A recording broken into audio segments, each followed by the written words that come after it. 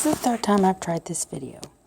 Having a few technical difficulties. Let's hope it works this time. I'm going to show you how to do the honeycomb stitch on the long loom. Hang on, sorry. I've got the phone precariously placed in a scarf around my neck in hopes that I can take this video. So it may be a little bit interesting. Anyway, this is the honeycomb stitch.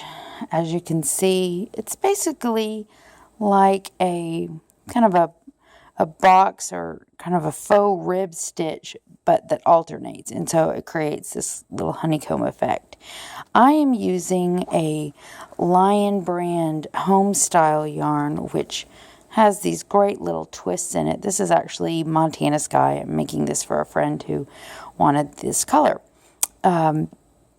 And so obviously these little twists create really great texture, but it also means that there's not quite as much stitch definition. If you use a different kind of yarn, a more plain yarn, then you'll have a lot more stitch definition in your scarf. I just really love the texture that the home style gives this, even though it mutes this design a little bit. I've made it both ways, just happen to like it this way. You do what you want to, though. Okay, so I am using, it's not a Nifty Knitter, it's a Michaels brand long looms. This is the 2, 4, 6, 8, 10, 12, 14, 18, 20, 24. This is a 24 peg. So I'm just using 12 sets of pegs to make this scarf. And it's what, probably 6 inches wide, maybe. Yeah, maybe 6.5 inches. It's a good width. And I'm going to make it as an infinity scarf. But you can make it a regular scarf. You can make it as long or short as you want to. Add fringe. Don't add fringe. But I'm going to show you the actual stitch pattern, because I don't think that there's a really... Oops. Dropped my hook. If you don't have a KB ergonomic hook, you really want one. It's just... Get rid of all your other hooks and go with the best right here. I'm also using, because this stitch pattern is essentially just a bunch of E-wrap type wraps, I'm using, oops, sorry, really not a professional setup here at all. I'm using a little straw. This isn't actually... I think it came with some loom or something, but it's essentially like a straw to make it easier to wrap the yarn around the pegs. Okay. Trying to do this while looking through the camera, which is interesting. Now, what this is you've got a stitch pattern and you're creating basically little open boxes and you're zigzagging them back and forth. And then after a certain number of rows, you're going to change directions and do the exact opposite. The original, I found a blog post that had a honeycomb stitch like this, a honeycomb stitch scarf, and they suggested changing the pattern direction every 9 rows. I did that. I wasn't thrilled with the look that created. I thought that it wound up looking too much just like a rib stitch scarf. I do every 6 rows. I think that creates a nice honeycomb effect. Honestly, you could do it every 4 rows. I haven't tried that yet, but that's what I'd like to do next, because I might even be happier with that. 6 has made me happy, but 4 may make me even happier. You can do 9, you can do 12, you can do whatever you want to, but just be aware of the fact that the less frequently you change directions, the longer these little kind of ribs will be. So it'll just give you a slightly different look. Okay. If you were beginning, the cast on is exactly the same as the first and subsequent rows. So if you were beginning right now, you would create a slip knot and you would put the slip knot on this anchor peg, and then you would cast on, do, a row or 2 if you want to, and then just undo this and just poke it on through and let that hang. And I'll show you that I've got mine right here, and then I'll just weave that in at the end. Okay, now let's get to the actual stitch. Okay, I hope that I'm in focus. Okay, so if you were starting from the very beginning, you would start here, and then you would bring the yarn around and wrap that. I'm not doing that now because I've already been going. But were this your very first, your yarn would come from here, and then you'd wrap around here. And then you would wrap to the inside, and then the outside. Inside, and then the outside. Inside, outside. Sorry, inside, no depth perception this way. Inside, outside, inside, outside. And you're just really creating, you're creating a broken box, if you will. Oops. It really is hard to do this looking through the camera because there's zero depth perception. So just hold that. Yeah, if I try to look over the phone, then it comes out of view. Just do those first couple ones to lock it in place. And actually, I just keep doing a few more. Okay, wait, hang on. I'm going to try to see if I can... Oh, this phone's really big. If it weren't so big, I'd be able to... Hang on, let me adjust a little bit.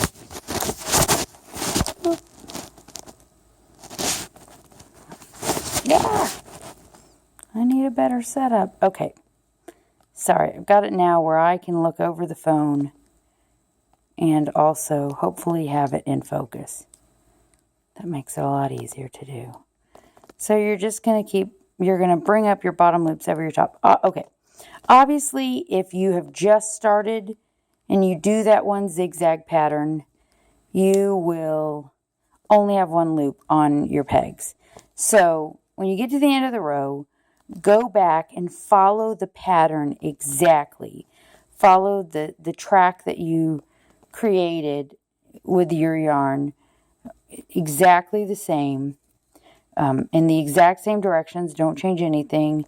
And then you'll come back to this end. So at that point, you'd have 2 loops on your pegs, and then you're going to knit the bottom loop over the top loop, just like you would with other knit stitches. But again, that cast on row is exactly the same. Oh, sorry, that's not in focus, is it? It's going to be exactly the same as your subsequent rows. I just obviously didn't do that because I had already started. Then you'll just push everything down, and you'll continue, and I'll show you, going back, it's the same thing. I'm following that exact same path. Again, very difficult looking through. No depth perception.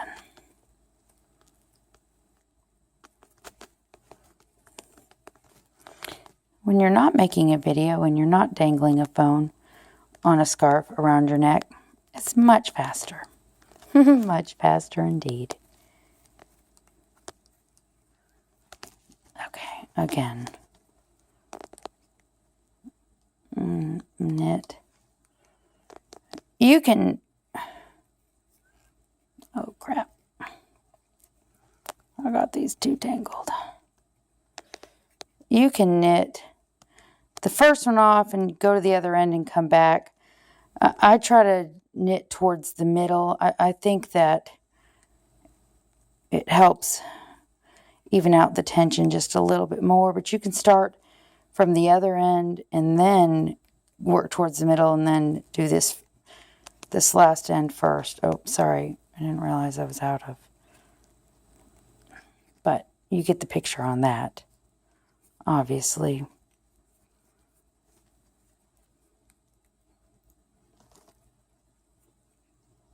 This sorry, I should also mention that that very first peg on the far side of where your working yarn will end up, or where you began, will be tighter. That first one will be snug. But worry not about that. The others will not. In fact, I'm careful to not pull on my yarn and try to stretch out the loop too much. I just pick it up and just pop it over. Don't try to, pick it up and pull it out. Okay, so basically trying to look through the camera while doing this, difficult. If that has not already been mentioned, let it be noted now. Okay, so that is another row.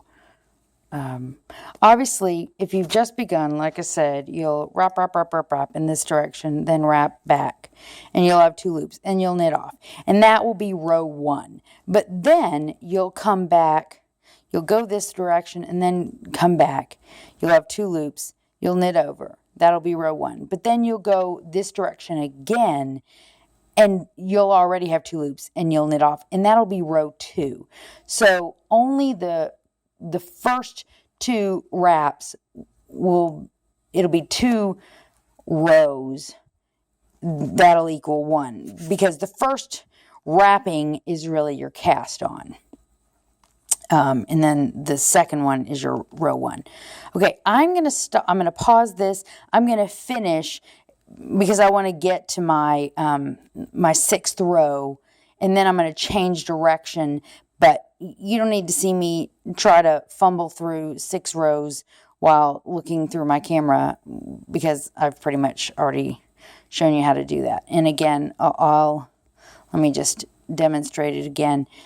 So you're going to wrap inside, outside, inside, outside, inside, outside, inside, outside, inside, outside, inside, outside, inside, outside, inside, outside, inside, outside, inside, outside, inside. I know it looks like it's the outside, but if it kept going, it would be the inside. Okay, so, and really that's inside of each set of 2, I should say. I just think of it as inside and outside, because as these sets of 2 create a little square, that's the inside versus the outside. If that doesn't help you, then you don't have to do that. Don't think of it in that way. I just wanted to show you that direction and how to actually wrap the peg. Okay, I'm going to pause this and I shall be back. Okay, I'm back. I have done my 6 rows, because that's what I'm doing. I'm changing direction every 6 rows. You can do it as frequently or infrequently as you would like. Yes, that is my nativity set that's still up.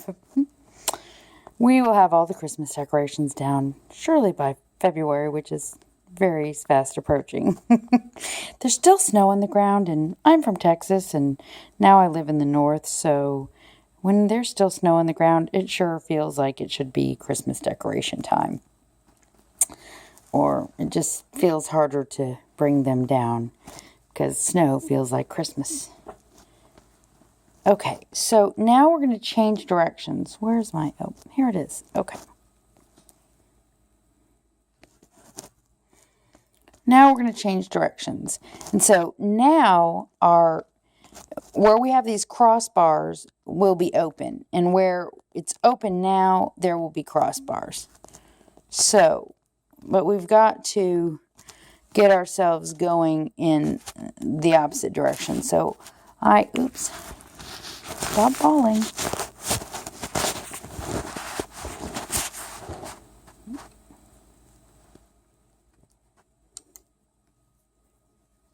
So I come back around and do this. Now, I think one could just start moving in this direction. I just haven't done that. But there's no law that says that you can't. This is just how I change directions. I do a crisscross there, and then I come and I do that. Oops.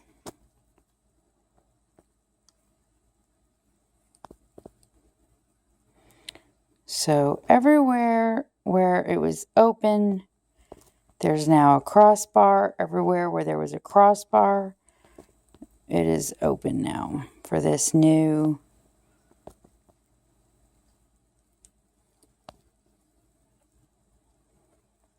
doing it slowly. So stop being out of focus. Don't do that. Okay, and now again. Now, I will note for you that when you change these directions, every other peg will be snugger. Where there's this change, every other loop will probably be a little snug to get off on this transition row. That won't be the case in subsequent rows, but just for this first transition row. Holy moly, it's like loom knitting blind.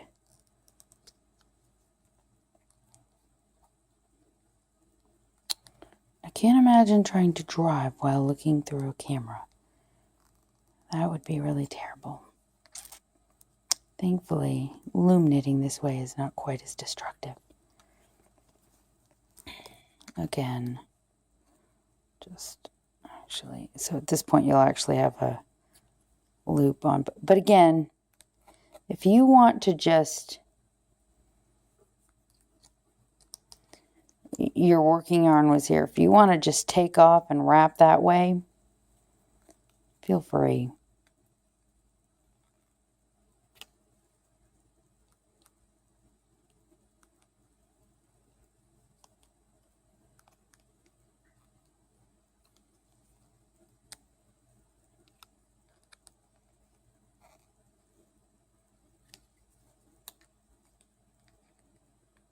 Is it really frustrating for you to watch me struggling?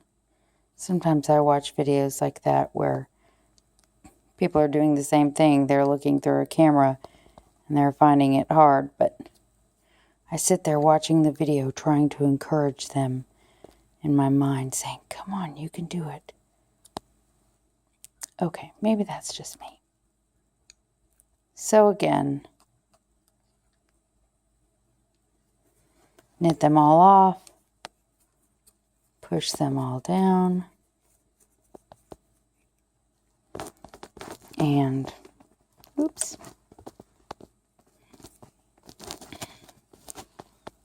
Again, so then go back in that same direction that you've now switched to. I mean, you're obviously traveling in the opposite direction, but you're wrapping exactly the same. Okay, hang on, sorry. It's slipping again. Okay, there we are.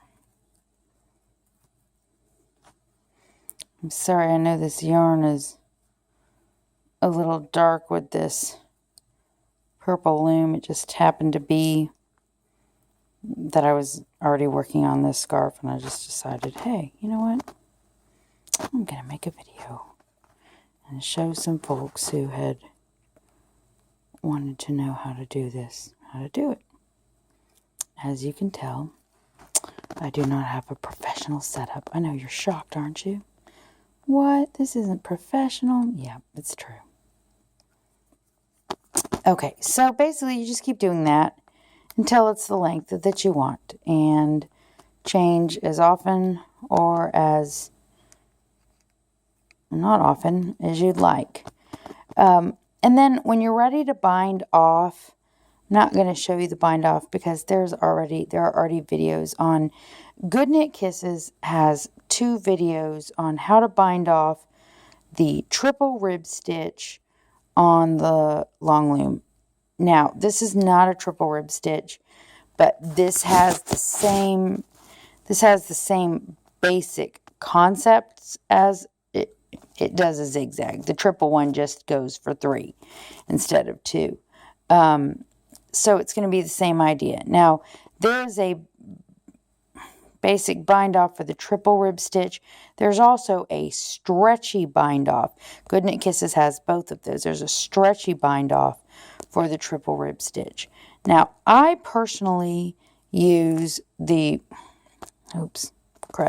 I personally use the triple rib stitch stretchy bind off. However, because I've made several scarves in Honeycomb, and so this is trial and error. The first time I did, again, I do them as infinity scarves because I just really like them that way. I did the regular bind off that they have for the triple rib stitch, and I found that it was a little too tight for the cast on.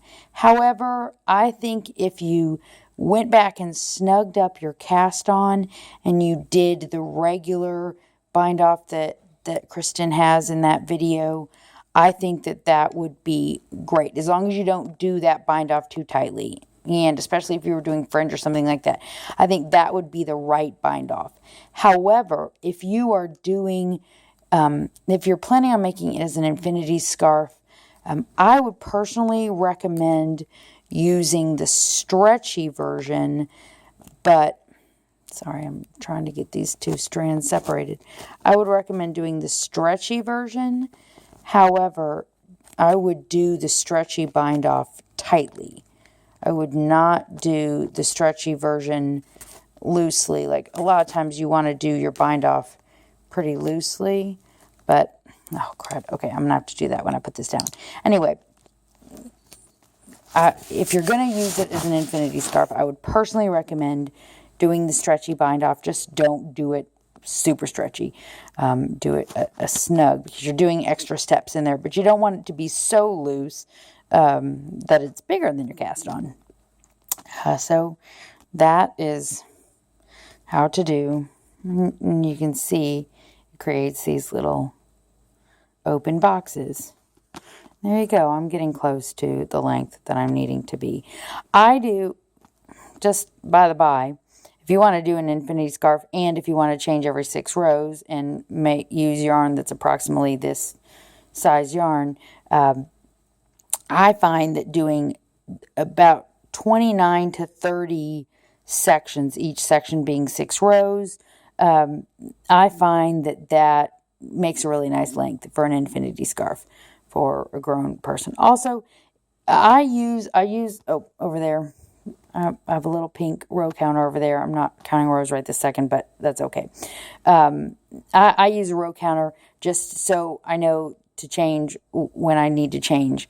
You can use an app or whatever. If for some reason you just don't count your rows well, or you forget to click it or whatever, you can count these bars in here, and that will tell you how many rows you've done. So I've done 2.